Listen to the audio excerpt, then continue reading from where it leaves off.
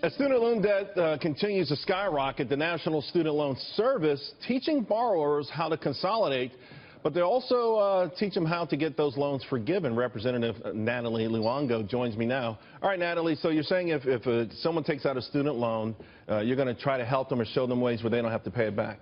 Correct. How does that work?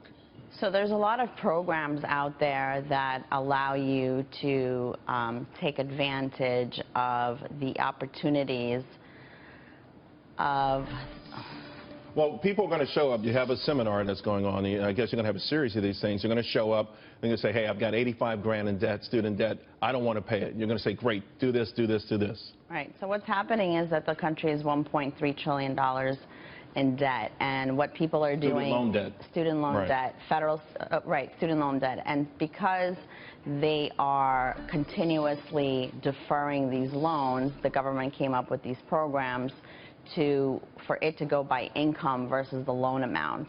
So based on that, it goes by family size, adjusted gross income, and you're able to enter into income-driven repayment programs. A lot of these programs are with the federal government, though, right? I mean, I know Correct. The Obama administration has put a lot of these things out.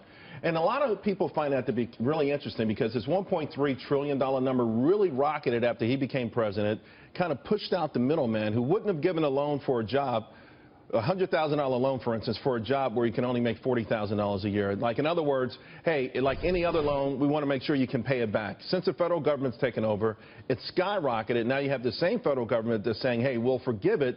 But ultimately, any loan's got to be repaid. Someone's repaying these loans, and it probably would be taxpayers who didn't even take them out themselves. That's actually not correct. So a bank gives you money, loans you money, and you don't pay it back. The bank says, okay? You are paying it back, but it's instead of deferring these loans and continuing to accrue interest and the balance getting bigger and bigger, it's based on your income. Right, but there are some of these Obama programs where after a period of time, you don't have to pay it back at all.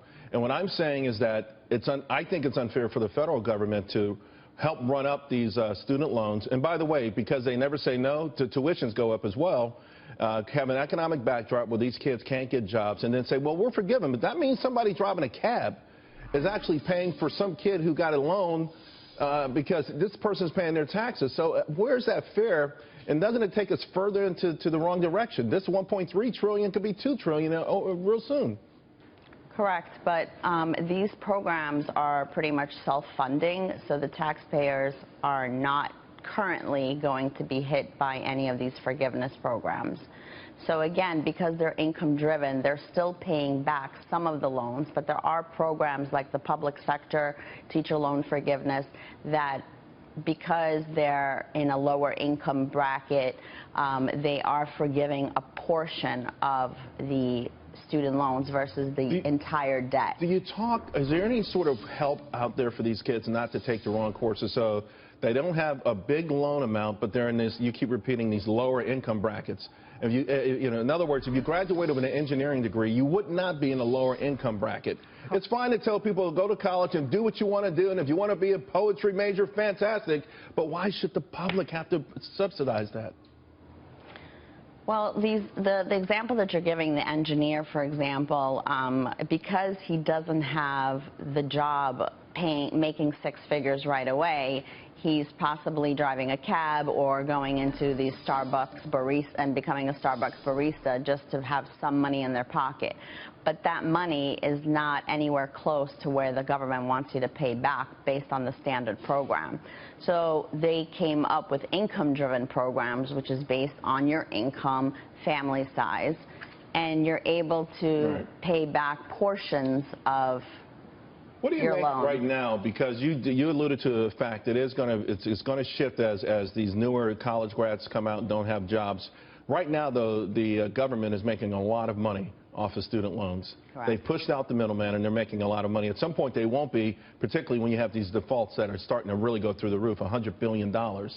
What do you make of the fact that our government is making money on students to this degree? Shouldn't they just be completely out of the picture? I mean, they're the ones giving the opportunity for these children to go to school. But there used to be a lot of private businesses that did this, and to be quite frank with you, President Obama pushed them all out of the way. I mean, I don't necessarily agree. When you buy a house, the bank is giving you a $400,000 mortgage, and you're paying back 30 years later. The bank is making money on you. So now they see that there's an issue, and there is a difference between private loans and federal loans. Right.